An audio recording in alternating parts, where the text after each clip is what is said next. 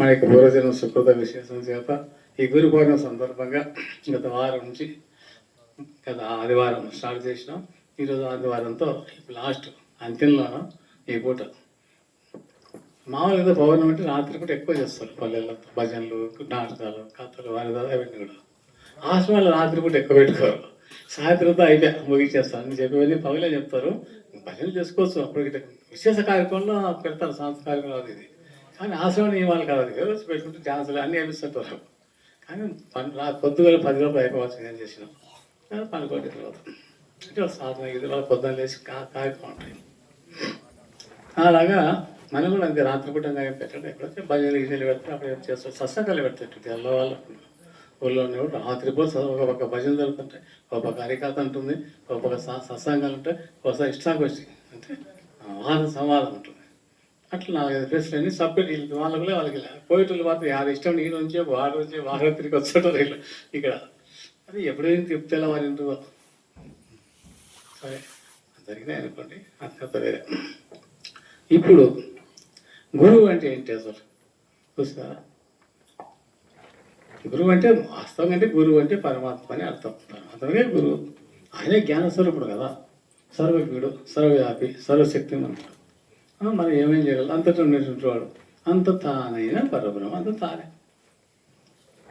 స్వయం ఫస్టే చెప్పాడు, మాయ అనేది భగవంతుందే కానీ మంది కాదు. అది భగవంతు దయ లేకపోతే ఈ మాయ తను చేరుకొని వీలు పడదని దాన్ని ఒక కుక్కగా తీసారు. మా సాగులు అంతా కుక్క కింద పెట్టారు కోపంతో, మాయ మీద కోపం. కుక్కని నక్కరని అది మాత్రం పోలేదు, దేవుని దయగలిగితేనే ఆయన రమ్మంటే పోయేది. అట్లే అందరి మాయలోనే ఇరుక్కుపోతారు, ఎక్కువ మాయను దాటడానికే కదా ఇదంతా చెప్పేది.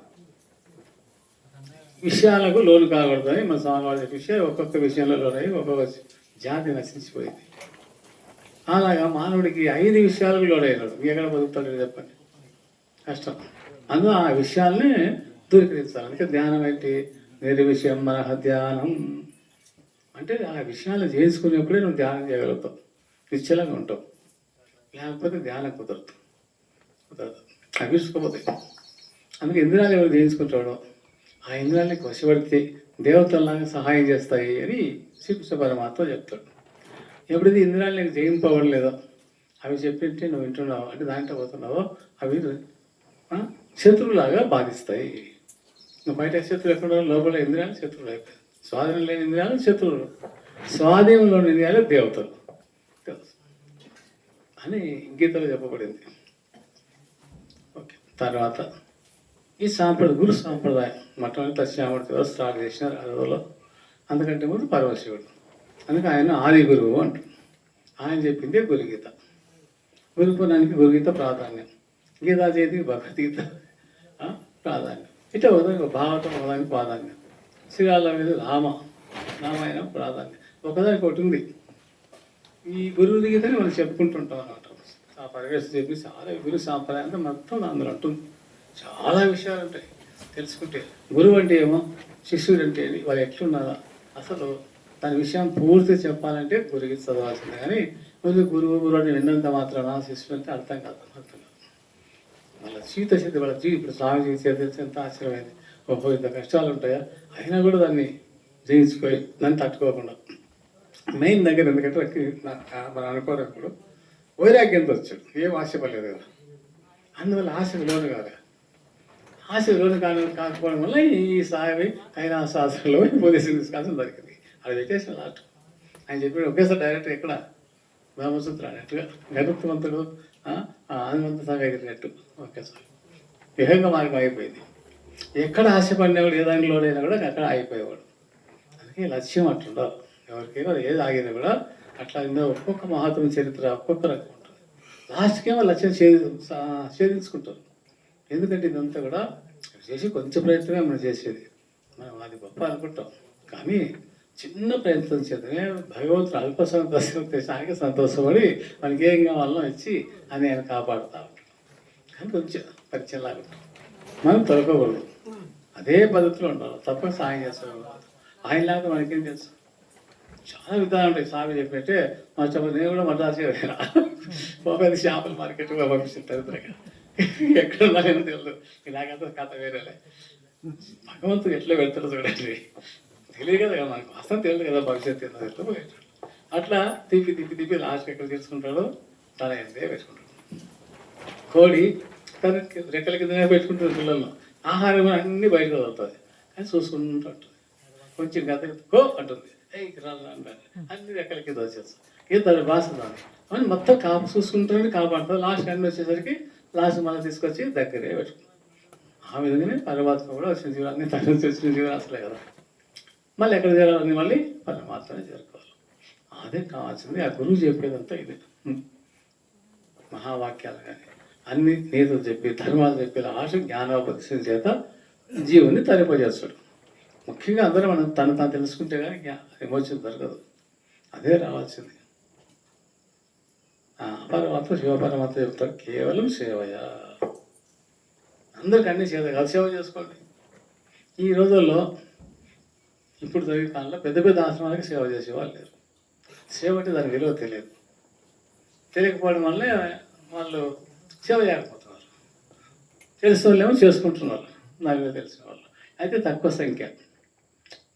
ఇంకా చేయడం ఎక్కువ ఉంటుంది. చేయకపోతే పీడపోయిన వరకు వాళ్ళతో చేయించుకుంటారు. ఏం తెలుసు కదా, ఎవరిని వచ్చే వాళ్ళు మనమే వండి పెట్టాలి. వాళ్ళ పరుపులు వేయాలి, మంచాలు వేయాలి, కసులు పెట్టాలి, మండలు తెరచాలి, సార నీళ్ళు పెట్టాలి, వేడి నీళ్ళు కాసి పెట్టాలి. ఏమంటే ఒకటి ఏంది నీళ్ళు వచ్చి బయలుద్ది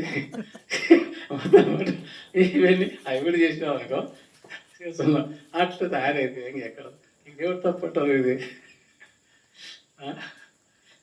అందరూ అనుభవాలు పెద్ద పెద్ద ఒక్కటే మనకు ఒకసారి చెప్తే ఆశ్చర్యం అవుతుంది. ఎవరి మేమే మేలే అనిపిస్తుంది ఒకసారి. ఇట్లా వచ్చింది అనమాట. కానీ శిష్యులు చేయాల్సిన అదే గురువు చేస్తున్నారు. వాళ్ళు కింద పని చేస్తారు కదా, కానీ ఆ పుణ్యం కూడా గురువుకే దక్కుతుంది. కానీ ఇది ఏం సంపాదించుకుని చెప్పండి. శిష్యులు చేసుకునే పుణ్యమో గురువుకి వచ్చారు, గురువుది గురువు రెండు ఆయనకే ఉంటే ఆయన ఎప్పుడు గురువు. ఇంకెక్కడ అచ్యుతులు ఎందుకు అవుతాడు, జారడం కాదు. అప్పుడే పెరిగిపోతారు, తగ్గే పంచాయతీ ఉండదు. ఆ పుణ్యం చేతనే వాళ్ళు పుణ్యపడుతున్నాయి, జీవన ముక్తులు అవుతారు. వీళ్ళు ఎక్కడ చేస్తారు, అప్పు పడతారు. నీ ఎప్పుడు తెలుసుకోవాలి, అప్పు వడ్డీ పెరుగుతా ఉంటుంది చూడండి, అది వదులుతాం. కనుక అది కాకుండా ఈ బాధలతో గడ్డపడడానికి గురువు ఉపదేశము, జపము, ధ్యానము, జ్ఞానం ఇవన్నీ కూడా ఆ ఉపదేశం అంతా కూడా. గురుపదేశం మేలనో ఎన్నా మన చపలత్వం అడిగితే చాలన్నా. ఈ ఉపదేశం ఎందుకు చేస్తారంటే నీ మనసు చెడిపోయింది, సంస్కారహీనమైపోయింది, అచంచలం, అంత చంచలతో నిండిపోయింది. నానా విషయాలు పులుపుకొని మనసు అంతా కూడా ఏమైంది, చెడిపోయింది అన్నమాట. సో అశుద్ధం అయిపోయింది. దీనివల్ల ఏమైతుందో అశుద్ధమైన మనసు చిన్నమైన ప్రవాహం దారిస్తుంది. అందుకే ఈ మనసు శుద్ధి దాని కొరకు ఒక ఉపనిషత్తు ఉంది. చెప్తే మనసు రెండు రకాలు ఉంది. ద్విధం మనః కృత్వ అంటే రెండు రకాలు ఉంది. ఏది శుద్ధం అశుద్ధం ఏమచ్చ. మనసు రెండు రకాలు చెప్తారు, శుద్ధ మనసు అని అశుద్ధ మనసు అని. శుద్ధ మనసు ఏవో మోక్షానికి కారణం, అశుద్ధ మనసు ఏవో బంధానికి. విషయాసక్త అంటే విషయాలంతా దాంట్లో ఆసక్తి మనసు బంధానికి కారణం అవుతాం. ఇప్పుడు ఈ విషయాలతో ఎవరైతే ఉన్నారో స్వామి అది ఎట్లా వచ్చిందో కదా అనిపించి ఫస్ట్ స్టార్టింగ్లోనే విషయాలు తీసుకున్నాడు. విషయాలు తెలుసుకోవాల్సింది కూడా అదే, వాస్తవం చెప్పాలి కూడా అదే. అంత విషయాలను మునిగిపోతా ఉన్నాం. ఆయా జంతువులు ఒక్కొక్క విషయంతో నశించిపోయినట్టే మనం 5 విషయాలతో బతికి మండగడతాం. కాబట్టి ఆ విధంగా 5 విషయాలతో చెడిపోతున్నాం కనుక విషయాసక్తం ఉండకూడదు. దానికి భగవంతుడు వాడు వేదాల్లో ఉపనిషత్తుల్లో ఒక ఉపనిషత్తు ఉంది సపరేట్. అందువల్ల ఆ మనశుద్ధి కొరకు ఇవన్నీ కార్యాలు. దాన్ని తెలుగులో మనల్ని ఏం చెప్తారు, ఉపదేశం మంచిదే, మంత్రాలు తీసుకుంటే చెప్పేది. కానీ ఎందుకు చేస్తున్నాము, ఎందుకు చేసిన తెలుసుకోవాలి కదా. ఎందుకు అంతఃకరణ శుద్ధి కొరకు. యజ్ఞాలు ఎందుకు, దాన ధర్మాలు ఎందుకు, అన్నదానాలు, ఆ దానాలు, ఈ దానాలు, ఎవరే సరస్వ బంగారు దాని ఇంత గాజులు వచ్చింది మనకి, గాజులు వేసుకుంటాం. ఏమో అతృప్తి, గాజులు బంగారు ఆయనకి ఏమైందో పాపం, అది బంగారు గాజులు ఇంతకుముందు వస్తాయి ఇచ్చటి వద్దులేమో అని చెప్పి మళ్ళీ వదిలేసిన. సరే కారణం ఏంటంటే అదొక రకం. సరే ఈ వచ్చి ఎందుకు ఇచ్చినాడని అలసొచ్చు కదా శ్రీనివాసులు కదా, ఎందుకు బంగారికి ఎంత ఎక్కేమో, ఎవరు ఏమనిస్తారు ఏమి ఇచ్చిన బంగారంలే, నేను వద్దులేమో నీ దగ్గరికి పెట్టుకో. ఎవరు సమర్థ రామదాస్ దాగా చక్రవర్తి రాజ్యం వస్తే నాకేది కానీ రాజ్యంలో వేసుకుని అంటే నేను తీసుకోవాలి. భర్త ఏమంటాడు, ఇచ్చినా సరిపోయి నీకు తీసుకోవద్దుగా. వారిని ఒకరి మీద ఒకరు అయిపోయా. చిన్న త్యాగానికి పెద్ద త్యాగం కాదు, వారికి కాలుతోడేటట్టు నాకు ఇంక వాళ్ళు అవుతాడు. వద్దు పెట్టుకో వద్దు ఎందుకు తీసుకోవద్దు తెచ్చినారు అయిపోయా. ఇద్దరికి ఏకాక్రియ చేసింది కదా. ఇంకా సరే మంచిదే, ఎవరికి వాళ్ళు తీసుకోలే, ఎవరి దగ్గర పెట్టినారు అనుకో పక్కన ఉంది. ఎందుకు చెప్తాను, ఈ త్యాగం వస్తువు మీద త్యాగం ఉన్నట్టే ఈ ఒక్కదానిలో అది మొత్తం త్యాగం వచ్చి అప్పుడే మోక్షం వస్తుంది కదా. అది ఉదాహరణ. త్యాగం త్యాగేన ఏకేన అమృతత్వ మానసు అంటే అర్థమని ఒక్క త్యాగ చేతనే అమృతత్వమైన ఇది పరమాత్మని పొందవచ్చు, అమృతుడు కావచ్చు. వాడు మృతుడు కాడు. అది అమృతం అంటే. ఈ త్యాగం చేయలేము మనం. త్యాగం లేకపోతే ఇంకా సంసారం ఎక్కడి నుంచి దాడుతాడు. ఇప్పుడు ఏదన్నీ వదిలిపెట్టుకుంటే త్యాగం చేయకుండా పోతే ఈ స్వామి ఇట్లా ఏదొచ్చు ఈ మాట చెప్పగలరా? అది కైలాసాసనంలో పీఠాదుల శిష్యుడు కాగలరా? భక్తులు కాగలరా? శివుడికే పాఠాలు చెప్పే ఆశ్రమం అది. అందరూ శివుడిని చెప్తున్నాము. అటువంటి ఆశ్రమంలో ఆ శివుడు కూడా సహపాఠ అయిపోయా.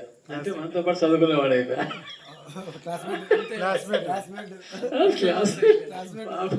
సాక్షాత్ పరమేశ్వరుడు ఈయనకు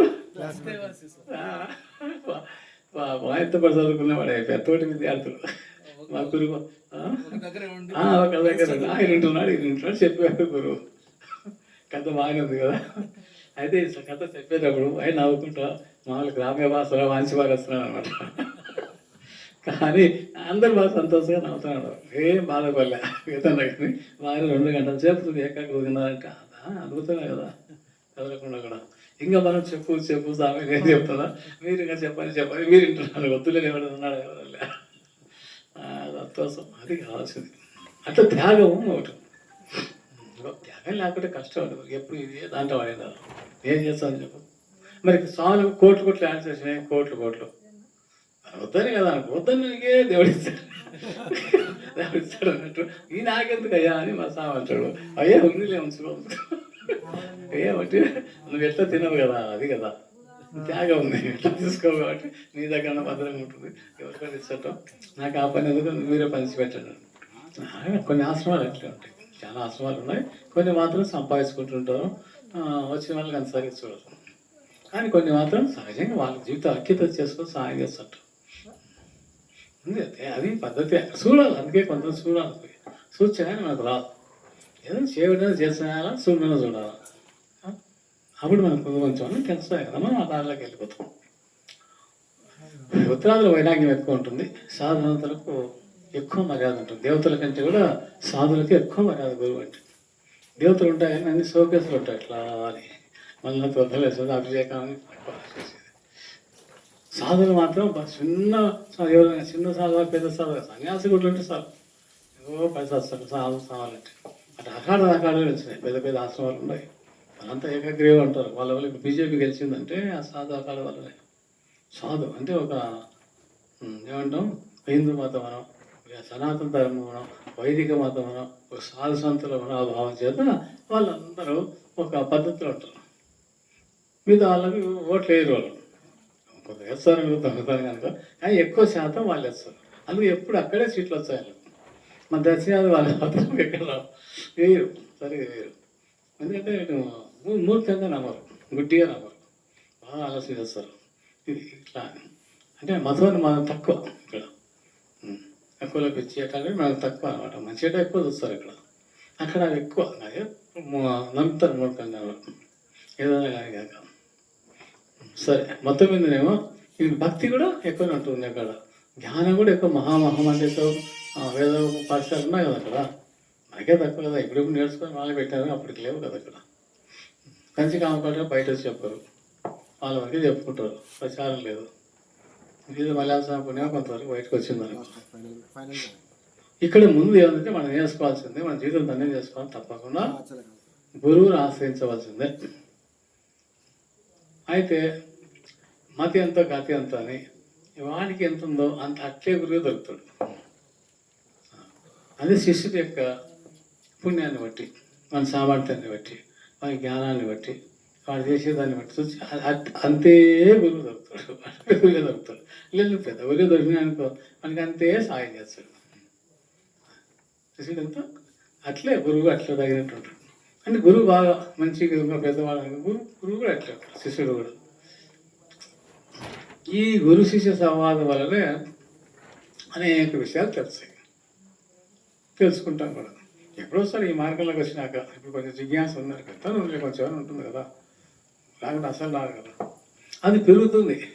ఎప్పుడు చిన్న మొలక అంకురం, మళ్ళీ ఆకులు వేస్తుంది, మెల్ల కొమ్మలు పోయి చెట్టు వృక్షంగా మారి శాఖోపశాఖలుగా మరి చెట్లకు విజృంభించి అది కూడా ఫలవంతం అవుతుంది. కొంత తప్పకుండా ఫలితం ఇస్తుంది. మన జన్మలు అంతే. అందుకే మహాత్ములు నిదానంగా చెప్తుంటారు. ఎప్పుడో మనసు పక్కపోతే తప్పకుండా మనకి జ్ఞానం వస్తుంది, ఆధ్యాత్మికంగా గొప్పవాడైపోతారు. ఒకేసారి రావడం కష్టమే, వచ్చిందంటే కదా హనుమంతుడి ఉపాసనలాగా విహంగ మార్గం. అది అందరికీ తక్కువ. అహింగ మార్గం, పిపీలుగా మార్గం ఎక్కువ. అంటే చీమలాగా మెల్లగా ఇవ్వడం, అది పచ్చిలాగా ఎగరడం. ఒకేసారి చెట్టు కొమ్మని కూర్చొని పండు తింటుంది. చీమ మెల్ల పాకుపోయి పండు తింటుంది. టైం పడుతుంది దానికి. అట్లే కొంతమంది ఒకే జన్మలో ముక్తులవుతారు. జన్మలో గంటలోనే ముక్తులవుతూ ఉంటారు, నిమిషాలుగా అవుతారు. ఎందుకంటే మన కథలు పురాణాలు ఉన్నాయి, రుక్మంగా పెద్ద పెద్ద అంతా కూడా అర్ధ గంటల ముహూర్తంలో వచ్చింది. ఒక రికాబుల కాలు పెట్టి మళ్ళా రేఖ కాలు పెట్టి లోపలనే వచ్చిందట గురువు మీద ఎక్కేటప్పుడు. అటు రోజులు ఉన్నారు లేకుండా వాళ్ళు. కానీ జన్మలు మనకి జన్మలు వాళ్ళకి అది కావాలో వచ్చేస్తుంది.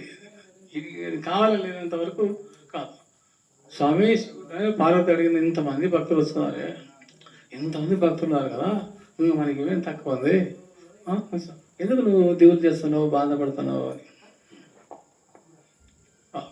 అవును, ఇంతమంది భక్తులు, స్వామికి ఇంతమంది భక్తులు అనుకుంటారు కదా, అందరూ జనాలు వచ్చే నేనే. కానీ ఒక్కడు లేడే నాకు భక్తుడు. ఏమంటే వాళ్ళ కోరికల కోసం వస్తున్నారు, మన సొమ్ముదిందికి వస్తున్నారు, మన ఆస్తి కూడా వాళ్ళకి వస్తున్నారు. నేను సంపాదించి తపస్సు అంతా వాళ్ళకి మార్చింది తప్ప వాళ్ళ వల్ల మనకేం లేదు. పోతే కానీ వాళ్ళందరూ భగవంతుడు కావాలని కోరిక లేదు, నేను కావాలని వాళ్ళకు లేదు, దేవుని చూడాలని లేదు. ఎవరైనా శ్రీశైలం దేవుని చూసి పోతారు, పేరు దేవుని దర్శనమే. తిరుపతి వెంకటేశ్వర దర్శనం, ఏడ దర్శనం ఉంటుంది, పేరు అది పెట్టుకుంటాం. కానీ మనం అంతా కోరికలే కదా, అన్ని కోరికలతో అవుతారు. ఆ కోరికలే ఆ వాసనలే మనం బంధించాయి. దేవుని దగ్గరికి బంధం పోగొట్టుకొని పోవాలి, గురుకాడికి బంధం పోగొట్టుకొని పోవాలి. ఇంకా మనం కోరికలు పెట్టుకుంటాం. అందువల్ల కోరికలు ఉన్నప్పుడు బంధమే బంధం. వశిష్ఠ మహర్షి శ్రీరామచంద్రుడికి వాసనాచయమే మోక్షం అంటారు వేద వశిష్ఠం, జ్ఞాన వశిష్ఠం. వాసనములు అంటే కోరికలు. మీరు వాసన అంటే పూల వాసన అనుకోవద్దు. సంస్కృతంలో వాసనలు అంటే ఆ సమయం సందర్భాన్ని బట్టి అర్థం చేసుకోవాల్సింది కోరికలు అని అర్థం. ఈ కోరికలు ఎక్కడ ఉంటాయి? మనసుకు ఉంటాయి, అంతఃకరణలో ఉంటాయి. అన్ని గత జన్మ సంస్కారం, ఈ జన్మ ఇతరాన్ని ఉంటాయి. అందువల్ల ఈ కోరికలే నీకు ముందుకు పోకుండా జీవుడు ఉన్నవాడు ముక్తి కలగకుండా ఆడపడుతూ ఉంటాయి. అందుకే ఈ కోరికలను లేకుండా చేసుకున్నాం అనుకోండి, ఏ కోరిక లేదు. ఏ కోరిక లేదు ఏమని చెప్పి బాధలు కూడా లేవు నీకు అసలు. ఏ కోరిక అంటే ఏ బాధలు లేవు. దాని కొరికి కష్టపడుతూ ఉంటాం. అది పోవడమే మోక్షం అంటాడు శ్రీకృష్ణ. అందరూ అదే చెప్తారు. ఎవరు చెప్పినా శాస్త్రం అట్లే చెప్పిన పెద్దలంతా కూడా అది పోగొట్టుకోనికి మనం చేయాలి.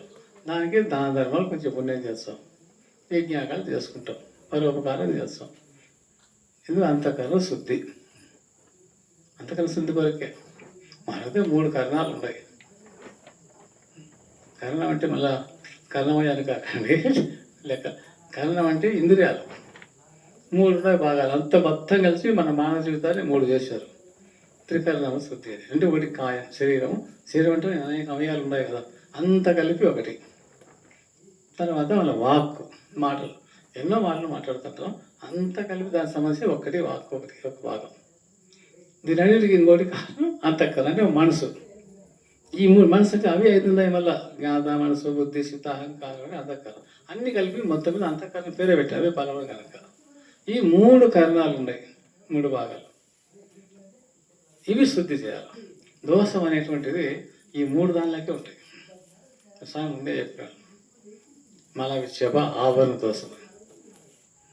వాటి కొరకే ఈ 3 దాని వల్ల చేసిన పాపాలు ఉంటాయి. సేవతో చేసిన పాపాలు కొన్ని, వాక్కులో చేసిన పాపాలు కొన్ని, మనసులో చేసిన పాపాలు కొన్ని. దీని వలన ఆ 3 కలిసి జీవుణ్ణి బంధిస్తుంటాయి ముక్తి పోకుండా. వాటిని శుద్ధి చేసుకుంటే తప్ప నీకు ఆ బంధం తొలగదు. వాటి శుద్ధి కొరకే మనం చేసిన అంతఃకరణ శుద్ధి కొరకే ఇవన్నీ అంతా కూడా. అంతఃకరణ శుద్ధి అయితే కానీ గురువులు చెప్పే బోధ మనకు వంట పట్టదు. కానీ పాత గుట్టకు రంగు వేసినట్లుంటుంది. అన్ని ముందుగా రంగులన్నీ పూసి పెట్టాం, మళ్ళీ రంగు సరిగా పట్టదు కదా. అదే కొత్త గుడ్డ అయితే ఎక్కువ రంగు పట్టుకుంటే అంతఃకరణ శుద్ధి కలవాడికి గురువు బోధ బాగా పడుతుంది, చక్కగా అర్థమవుతుంది.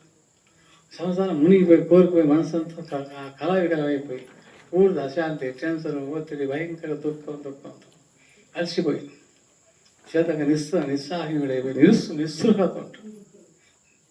ఉత్సాహం ఉండదు, నిస్పృహ. అయిపోయిన మనసుకు నేను గురు బోధ ఎక్కడ పడతా చెప్పండి. ఏదైనా మామూలు సంసార విషయాలు చెప్తే కూడా వాళ్ళకి కష్టం కట్టదు. వాళ్ళ బాధే కనపడుతుంటారు. ఓ మీరు మస్తు చెప్తారు కానీ చాలా కష్టం సార్, మా బాధ నీకేం తెలుసు అంటారు కదా వాళ్ళ పైన. అందువలన ఆ బాధలు పోయేదాని కొరకు అంతఃకరణ శుద్ధి జరగాలి. మెయిన్ అంతఃకరణ శుద్ధే. ఇప్పుడు మనం ఆయుర్వేదం డాక్టర్ అయిన సార్ ముందు బేదికిచ్చారు మందు ఇవ్వాలంటే. వాళ్ళు మందు పట్టాలంటే ముందు బేదికి ఇవ్వాలి. ఎప్పటి నుంచో నానాకన్నీ పేరుకుపోయి ఉంటారు బలం అంతా. అందువల్ల బేదికి బాగా పోయినాయనుకొని కాలేదు. అప్పుడు ఈ మందు చక్కగా అన్ని అవయాలు పనిచేస్తుంది. అంటే ఇదంతా దాంట్లో కలిసిపోతుంది, అది పనిచేయదు. అందుకే అయ్యో దాన్ని గర్భశుద్ధి దారశుద్ధి అంటే చేసిన తర్వాత మందులు వచ్చే తొందరగా పని అవుతుంది. ఇప్పుడు వాళ్ళపతి వాళ్ళు గర్భశుద్ధిగా తానశుద్ధిగా పేదిగా మలబద్ధకం కూడా మళ్ళీ మందిగా మలబద్ధకం అవుతుంది. ఎక్కడ ఈ మందులు పట్టబడుతుంది దాన్ని కలిసిపోతుంది, అన్నంలో పులుసులా కలిసిపోతుంది. అంత కలిపి దొడిదారు అవుతుంది, ఒంటికి పట్టదు. అందుకే అంతఃకరణ వివేకాలు కూడా చూడండి, దాన్ని శంఖ ప్రచారాలు అంటాం. అన్నీ అడుగుతాం. కళ్ళ కడిగేది ఉంది, కళ్ళు శుభ్రం చేస్తాం, ముక్కు శుభ్రం చేస్తాం, కప్పుతో ముక్కు సూత్రం అయితే జలం అయితే 2 క్రియలు ఉన్నాయి.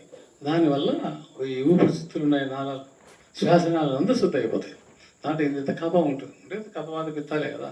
ఈ సూత్రం ఇంత కఫం బయటకు వచ్చేస్తుంటుంది. నాకు మొత్తం పద కఫం అప్పుడు తెచ్చు ఇంత ఉండిందా, నాకేమి లేదనుకుంటున్నాను.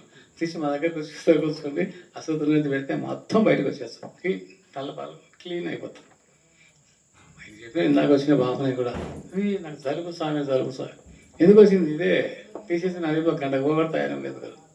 మందులు తిని ఏమో అసుతాయి, మళ్ళీ మామూలుగా కొన్ని మందులు వచ్చి అంచినట్టు ఉంటుంది, మళ్ళీ వస్తుంటాయి. అదే అడుగుతుంది అంతగా పోవాలి.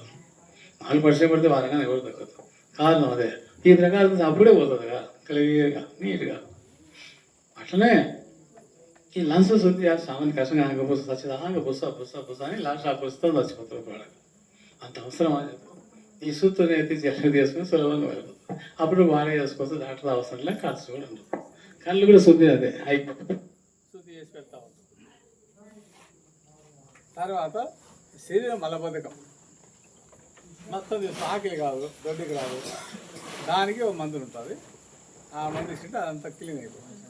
అట్లే ఇక్కడ మల విక్షేప ఆవరణమైనటువంటి 3 బలంగా ఉంటాయి. అంటే మోచానికి పోకుండా, ఆ మోచానికి పోకుండా ఆ ముక్తి కొరికే ముందు శుద్ధి చేసుకోవాలి.